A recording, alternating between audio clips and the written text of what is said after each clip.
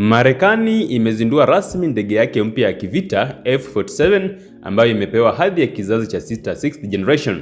Rais wa Marekani Donald Trump alitangaza kuwa ndege hii mpya ndiyo itakayokuwa ya hali ya juu zaidi duniani, ikijumuisha teknolojia ya kisasa ambayo hakuna nchi nyingine iliyonayo. F-47 ni mradi wa siri ambao umekuwa ukifanywa majaribio kwa miaka 5 iliyopita. Ndege hii inatengenezwa na kampuni ya Boeing ambayo imepewa kandarasi ya kuiunda kwa ajili ya jeshi la anga la Marekani. Jina F-47 linaonekana kuwa na uhusiano wa moja kwa moja na urais wa Trump ambaye ni rais wa 47 wa Marekani. Katika tangazo lake la uzinduzi, Trump alisema kuwa nimeelekeza jeshi la anga la Marekani kuendelea na mradi wa ndege ya kivita ya kwanza ya kizazi cha 6 duniani. Hakuna kitu kingine kinachoweza kulinganishwa na ndege hii, alisema. F-47 imebuniwa